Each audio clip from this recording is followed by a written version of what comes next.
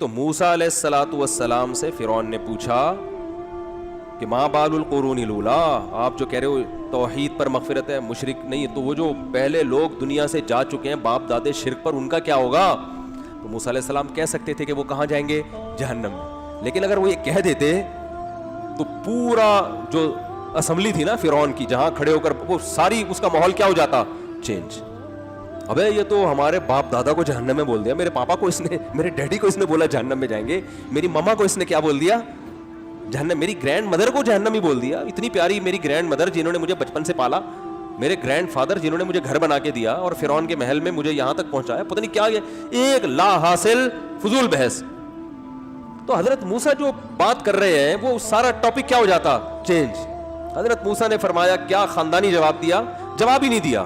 جواب یہ دیا، یعنی جو جس کو اصل میں جواب نہیں کہتے، انہوں نے کہا کہ جیسے یہ ٹاپک چینج کرنا چاہ رہے ہیں نا، تو اب حکمت کا تقاضا ہے ہم بھی ٹاپک کیا کر دیں؟ چینج. فرعون نے کہا فما بال القرون الاولی، اتنے سارے لوگ جو چلے گئے ان کا کیا ہوگا؟ حضرت موسیٰ نے فرمایا علمھا عند ربی فی کتاب، ان کا جو بھی ہوگا اللہ کو پتا ہے کیا ہوگا. لا یضل ربی ولا ینسا، اتنا مجھے پتا ہے کہ جو اللہ کرے گا وہ انصاف کے مطابق ہوگا، کیونکہ میرا اللہ نہ تو غلطی کرتا ہے اور نہ بھولتا ہے. غلطی کا مطلب یہ کہ ان کو اگر جنت میں لے جانا چاہیے تھا تو ایسا نہیں ہوگا کہ زبردستی جہنم میں لے جائے، یا جہنم کے مستحق نہیں تھے مگر جان کر ظلم کر کے جہنم میں لے جائے، ایسا بھی نہیں ہے. کیونکہ اللہ گمراہی، لا یضل، غلطی نہیں کرتا، وہ ظلم نہیں کرتا، وہ کہ ایک آدمی جہنم کا مستحق نہیں ہے، وہ معصوم ہے، زبردستی اس کو جہنم میں پھینک دے، ایسا بھی نہیں ہوگا. ولا ینسا، اور بھولتا بھی نہیں ہے کہ ان کو لے جانا تو تھا جنت میں، بھولے سے کیا ہو گیا؟ جہنم میں چلا گیا. جیسے ایگزامینر پیپر چیک کر رہا ہوتا ہے، 100 نمبر ادھر لگانے کے بجائے بھولے سے وہاں لگا دیے، اس کو دے دیے. تو انسانوں میں یہ چیز ہوتی ہے. انہوں نے کہا اللہ کے بارے میں اتنا ہمیں پتا ہے کہ نہ وہ ظالم ہے اور نہ وہ بھولتا ہے. آگے پھر موسیٰ علیہ السلام نے اپنی تقریر شروع کر دی. اور دیکھو تقریر بھی کیا، اس سے پتہ چلتا ہے دین کی تبلیغ کرنا آسان کام نہیں ہے. بعض دفعہ آدمی تبلیغ کر کے لوگوں کو اسلام سے دور کر دیتا ہے.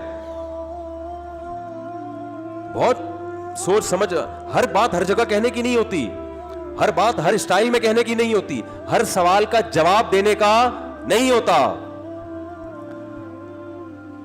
موسیٰ علیہ السلام جب فرعون کے دربار میں کھڑے ہیں نا، تو فرعون نے سوال پوچھا قال فمن ربکما یا موسیٰ، تم دونوں موسیٰ اور ہارون کا رب ہے کون؟ اس کی حقیقت بیان کرو، یعنی اس کی ذات کو ہمارے سامنے بیان کرو. صفات کا نہیں پوچھ رہا. حضرت موسیٰ جواب میں کہہ رہے ہیں الذی احسن کل شیء خلقہ ثم ہدی، اس کی صفات بیان کرنا شروع کر دی، اللہ کی ذات کو بیان نہیں کیا جا رہا. کیونکہ فرعون تھا شرارتی. ذات پہ جب سوالات کیے جائیں گے نا، تو جو ایتھیس لوگ جیسے اللہ کی ذات کے بارے میں سوال پوچھتے ہیں نا، وہ ہے کہاں؟ اگر آپ کہیں گے عرش پر ہے تو کیسے بیٹھا ہوا ہے؟ مکان لازم آ رہا ہے، جسم لازم آ رہا ہے. اگر آپ کہیں گے بھائی وہ ایک بہت ہی طاقتور ذات ہے، ٹھیک ہے نا، تو طاقت کہاں سے ملتی ہے؟ وہ 10 قسم کے فالتو قسم کے سوالات شروع ہو جائیں گے. اور اس سے وہ کہاں جائے گا؟ خدا کے انکار کی طرف. انکار کی طرف. جبکہ حضرت موسیٰ دلائل دینے خدا کے وجود کی، تو صفات بیان کر رہے ہیں. فرعون کہہ رہے ہیں من، کون ہے رب؟ حضرت موسیٰ نے فرمایا، جواب کا حاصل یہ تھا کہ تو اتنا گھننا جو بن رہا ہے نا، یہ گھننا بننے کی ضرورت نہیں ہے.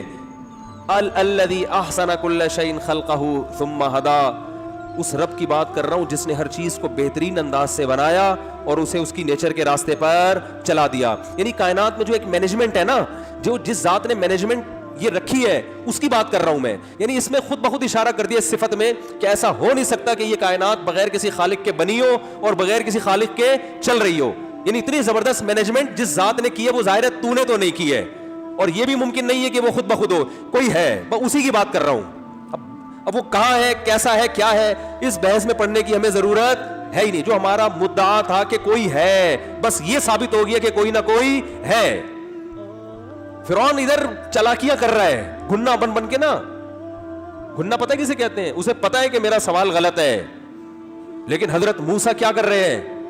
حضرت موسیٰ پورے دماغ کے ساتھ، پورے یعنی بیداری کے ساتھ جو ہے نا اس کی چالاکیوں کو سمجھ رہے ہیں. اور پھر فرعون نے تو ایک سوال پوچھا تھا نا, مر ربکما یا موسیٰ,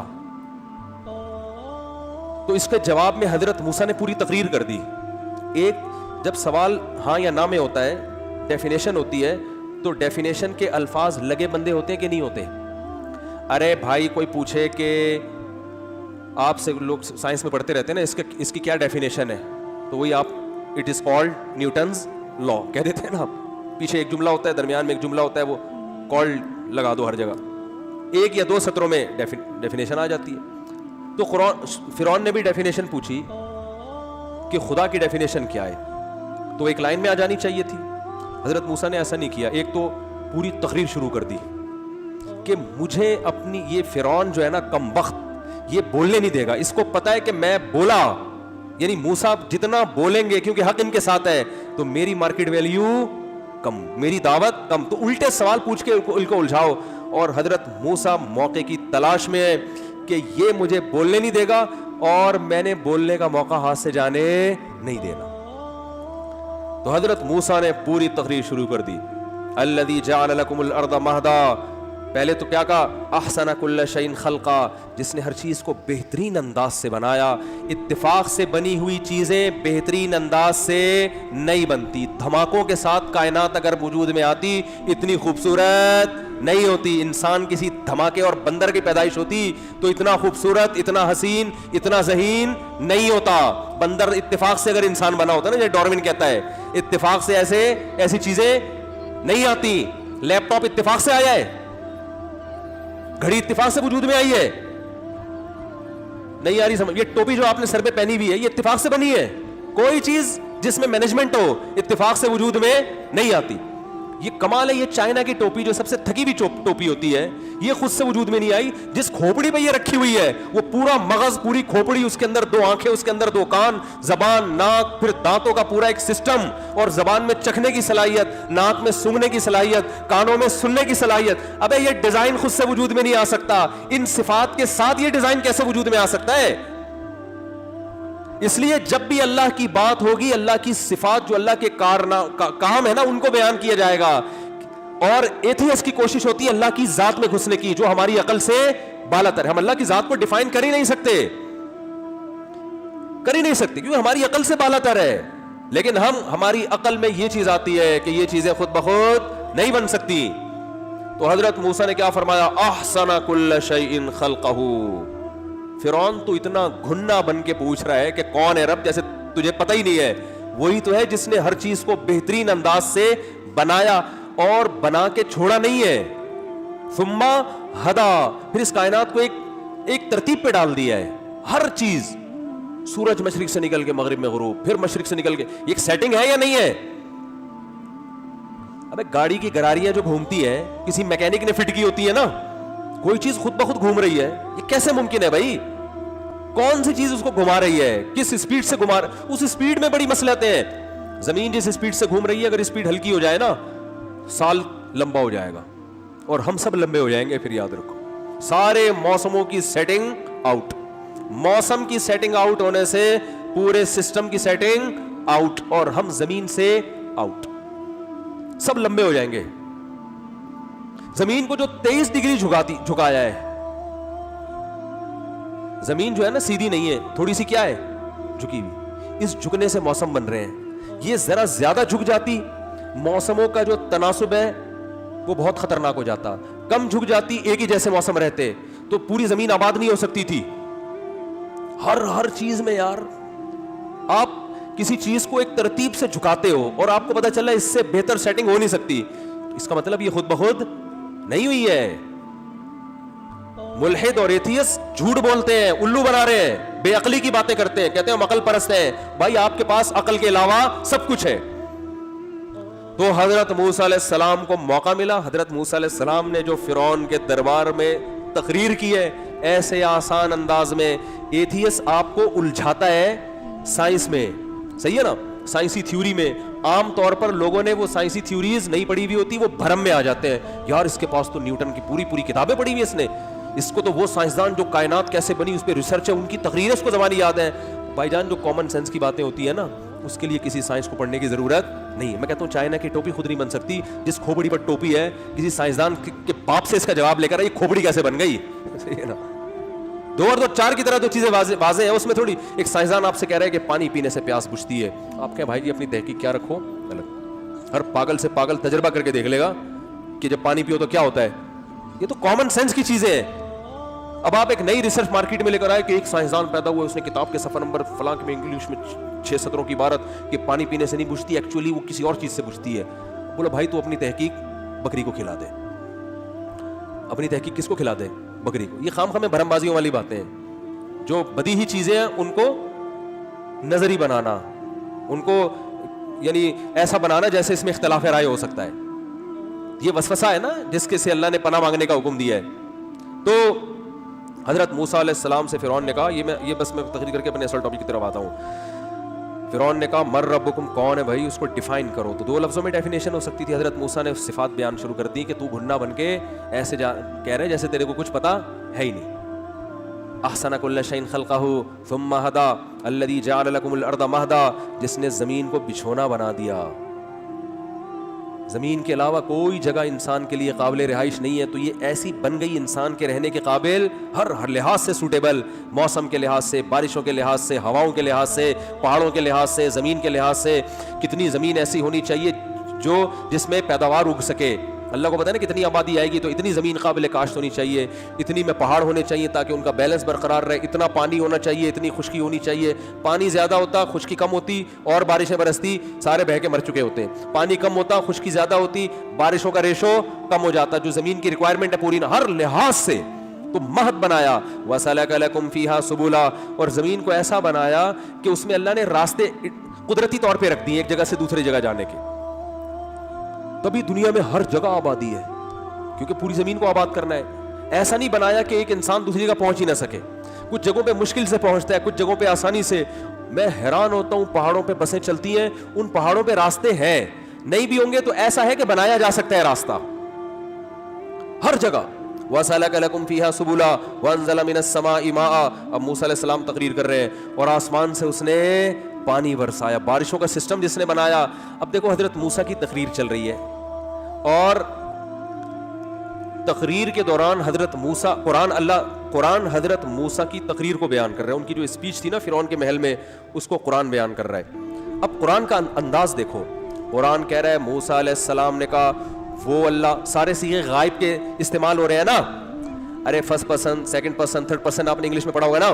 first person I we, second person you, third person he she it اور دے یا کوئی نیم, یہ تھرڈ پرسن ہوتا ہے نا. تو حضرت موسیٰ فرسٹ پرسن ہے, فرعون سیکنڈ پرسن, اللہ کی ذات یہاں پر اس کے لیے تھرڈ پرسن والی ضمیر استعمال ہوں گی نا. یار کیا ہو گیا, سمجھ میں کیوں نہیں آ رہا بھائی. موسیٰ علیہ السلام کہہ رہے, ہونا یہ چاہیے کہ موسیٰ علیہ السلام کے الفاظ قرآن نقل کر رہا ہے. قرآن کہہ رہا ہے موسیٰ نے کہا وہ اللہ, تو بالکل وہ کا لفظ استعمال ہونا چاہیے. میں کا لفظ یہاں استعمال ہونا 100% غلط ہے. وہ اللہ جس نے ہر چیز کو بہترین انداز سے بنایا, وہ اللہ جس نے ہر چیز کو اس کی نیچر پہ چلا دیا, وہ اللہ جس نے آسمان سے پانی برسایا. آگے الفاظ ہیں فَأَخْرَجْنَا بِهِ أَزْوَاجًا مِّن نَبَاتٍ شَتَّىٰ, پھر ہم نے اس پانی سے لاکھوں کروڑوں قسم کے نباتات پیدا کر دیے. تو یہ ہم درمیان میں کہاں سے آ گیا؟ نہیں آ رہی بات سمجھ میں. بات چل رہی ہے اس اللہ کی, اور حضرت موسیٰ علیہ السلام کا کلام نقل ہو رہا ہے, اور ابھی سینٹینس کمپلیٹ بھی نہیں ہوا, اسی سینٹینس میں اللہ تعالیٰ وہ سے کس پر آ گئے, ہم پر آ گئے. بظاہر یہ گرامر کے لحاظ سے, اصول کے لحاظ سے یہ کلام 100% غلط ہے بظاہر. کہ بات وہ کی ہو رہی, ہم کہاں سے آ گئے, موسیٰ علیہ السلام نے تھوڑی کیا یہ. نہیں آ رہی بات. ہائے ہائے ہائے, کیسے جب تک سوال کھوپڑی میں نہیں آئے گا نا, جواب کا مزہ نہیں آئے گا. اور جواب میں کیسے سمجھاؤں, میرے پاس الفاظ نہیں ہے کہ اس کلام میں جو اللہ نے لذت رکھی ہے نا, اور جو مزہ رکھا ہے اس اسٹائل میں, اس انداز میں, وہ مزہ آپ کو کیسے ٹرانسفر کروں میں. قرآن جو ہے نا عربی گرامر کے قاعدوں کو سائڈ پہ رکھ دیتا ہے, ٹھیک ہے نا. قرآن وہ لب و لہجہ استعمال کرتا ہے جو بلاغت والا ہو. گویا یہاں اللہ پہلے دوبارہ وہ پھر بات پرانی ہو گئی ہے نا, آپ کے ذہن سے نکل گئی ہے, دوبارہ سے بات چل رہی ہے اس اللہ کی. بات کرنے والا کون ہے؟ حضرت موسیٰ. نقل کون کر رہا ہے؟ اللہ. اللہ فرما رہے ہیں موسیٰ نے یہ کہا, دیٹ, وہ ایک جملہ ہوتا ہے نا انگلش میں, ہی سیڈ دیٹ, تو آگے اس بندے کا کلام ہوگا نا پورا, پھر اس کی دو طریقوں سے اس کو بیان کیا جاتا ہے. He said I am going. اب آئی کا مطلب وہ ہی بول رہا ہے, اور یہ بھی کہا جاتا ہے ہی سیڈ دیٹ ہی واز. دونوں طرح سے انگلش میں استعمال ہوتا ہے نا. اس بندے نے کہا کہ وہ جا رہا ہے, اس بندے نے کہا کہ میں جا رہا ہوں. تو یا تو آپ وہ بولو گے یا کیا بولو گے؟ میں. ایک ہی جملے میں یہ نہیں ہو سکتا کہ ہی said that he is going and I was going, یہ یا آئی واز ایٹنگ. یہاں پھر کلام کا کیا ہو جاتا ہے, بالکل ایک قسم کا کچوبڑ نکل گیا. ابے یار یا تو ہی سے تعبیر کر یا آئی بول. اب سمجھ میں آیا؟ تو موسیٰ علیہ السلام کا کلام قرآن نقل کر رہا ہے. قرآن کیا کہہ رہا ہے؟ موسیٰ علیہ السلام سے فرعون نے پوچھا, گھنا بن کے پوچھا نا, گھننے کے الفاظ قرآن میں نہیں ہے, میں بتا رہا ہوں, کیونکہ اسٹائل سے لگ رہا تھا فرعون ایسے بن رہا ہے جیسے کم وقت کو کچھ پتا ہے ہی نہیں, کہ پتہ نہیں کون سا رب ہے. اس نے ٹیکنیکل سوال کر کے نا تاکہ لوگ پیچیدگی میں پڑ جائیں. اب ہم جیسے بے وقوف ہوتے وہاں پہ نا, تو ہم فوراً اللہ کی ذات کو ڈیفائن کرنا شروع کر دیتے. تو ظاہر ہے کون ڈیفائن کر سکتا ہے؟ تو موسیٰ علیہ السلام نے کہا الذی, وہ ذات.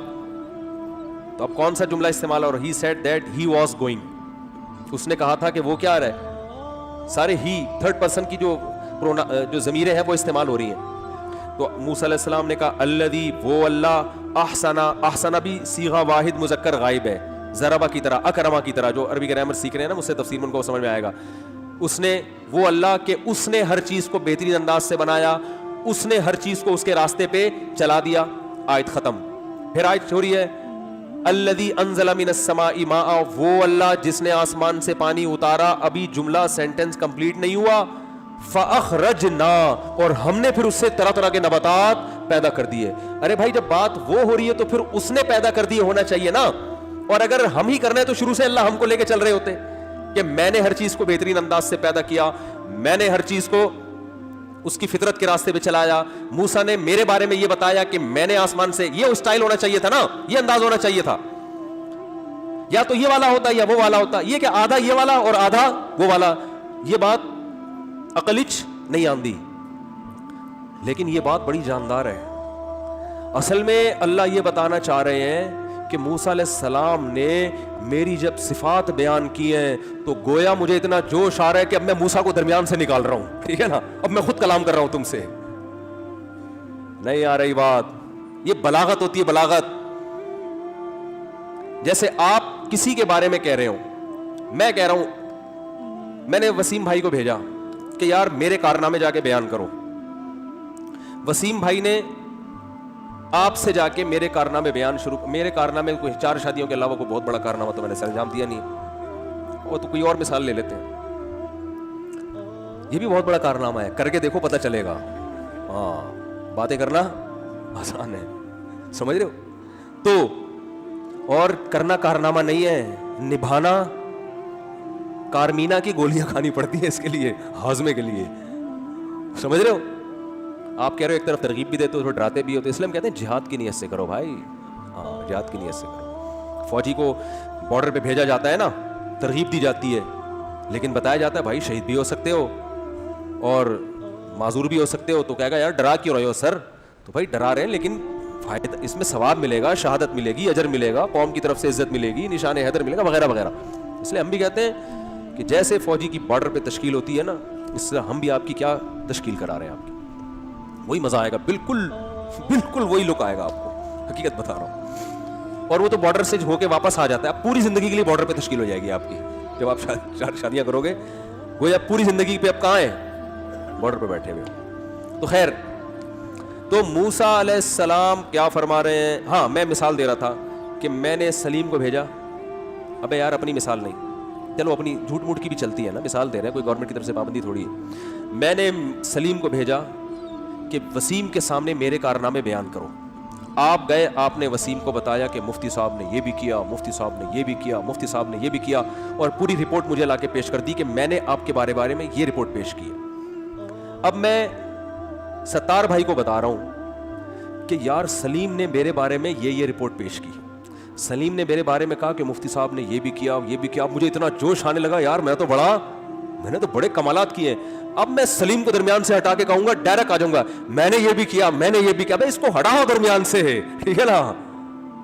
یہ غائب کے صیغے استعمال ہو رہے ہیں. اب اللہ ڈائریکٹ ہم سے ڈائریکٹ اللہ کا لنک ہو گیا ہے کہ فرعون کو ایک طرف رکھو, موسیٰ علیہ الصلوۃ والسلام نے جو کام کیا تھا وہ کر لیا. اب اللہ قرآن میں ہم سے ڈائریکٹ خطاب کر رہا ہے کہ تم بھی تو دیکھو میں کیا کیا کر رہا ہوں. فرعون کو تو ایک طرف رکھو, موسیٰ اور فرعون کی جو کنورسیشن ہوئی ہے وہ ایک طرف رکھو. تم بھی تو اس قرآن کو پڑھ رہے ہو, تم بھی تو دیکھ رہے ہو. تو اللہ خود آ گیا درمیان سے حضرت موسیٰ اور فرعون کے واقعے کو, گویا حقیقت میں تو نہیں, یعنی انداز ایسا ہے, بلاغت میں حقیقت تھوڑی ہوتی ہے. تو اللہ نے فرمایا موسیٰ علیہ السلام کہہ رہے ہیں الذی احسن کل شیء خلقہ ثم ہدی, وہ اللہ جس نے ہر چیز کو بہترین انداز سے بنایا اور پھر اس کو اس کی نیچر پہ چلا دیا. انزل من السماء ماء, وہ اللہ جس نے آسمان سے پانی برسایا. اللہ کہتے ہیں اب موسیٰ اور فرعون کے واقعے کو ایک طرف رکھو. فاخرجنا به ازواجا من نبات شتى, پھر اس پانی سے ہم نے کیسے طرح طرح کے تمہارے لیے نباتات نکالے. اس پانی مٹی اور گوبر کے ملاپ سے خربوزہ پیدا ہو رہا ہے, تربوز پیدا ہو رہا ہے, انار پیدا ہو رہا ہے, انگور پیدا ہو رہا ہے. ان کی آپس میں کوئی مناسبت نہیں ہے. سنوان وغیر سنوان یسقى بماء واحد, ایک پانی ہے, ایک مٹی ہے, ایک گوبر ہے, اس کے ملاپ سے اگنے والی چیزوں میں کتنا ڈیفرنٹ ہے, ان کے کلر میں, ان کے ذائقوں میں اور ان کی خصوصیات میں, سب مٹی سے پیدا ہو رہی ہے. آپ زمین کھود کے دیکھو, نہ تربوز کا رنگ, نہ تربوز کا ذائقہ, نہ آم کا رنگ, نہ آم کا ذائقہ, نہ پپیتے کا رنگ, نہ پپیتے کا ذائقہ, نہ ناریل کا رنگ, نہ ناریل کا ذائقہ. ناریل پیدا ہو رہا ہے سمندر کے کنارے کڑوی ترین زمین میں, اور جب تک کڑواہٹ نمک اس کو نہ ملے اگتا نہیں ہے. سمندر کی بیکار ہوا نہ ملے تو اگتا نہیں ہے. اگنے کے بعد مٹھاس دیکھو اس کا, پانی میں نمک کے علاوہ سب کچھ ملے گا آپ کو. ایسا میٹھا پانی ہوتا ہے اس کا, کیسا زبردست پانی ہوتا ہے اس کا.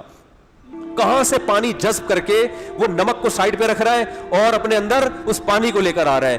کیوں اللہ تعالیٰ اگر سمندر کے کنارے یہ کڑوا ناریل پیدا کرتے تو سمندری لوگ کہتے اللہ ادھر بھی کڑواہٹ ادھر بھی کڑواہٹ, تو نے ہمارے رزق کا انتظام سمندر کے کنارے نہیں کیا. اللہ کہتا سمندر کے کنارے بھی لوگوں کو میں نے زندگی دینی ہے, ان کو ایسا مشروب پلاؤں گا تم نیسلے اور یہ جو کمپنی ہے نا ان کو بھول جاؤ گے. ناریل توڑ کے دیکھو کیا نکلتا ہے اس کے اندر سے. تو اللہ درمیان میں جیسے جیسے اللہ کی قدرت اوپر جا رہی ہے نا, اللہ خود درمیان میں آ گئے. فاخرجنا به ازواجا من نبات شتى, اور آگے فرمایا کلوا ورعوا انعامکم, رج کے خود بھی کھاؤ اور اپنے جانوروں کو بھی کھلاؤ, پھر ان جانوروں کو خود کھا جاؤ, اس سے گوشت ملے گا تمہیں.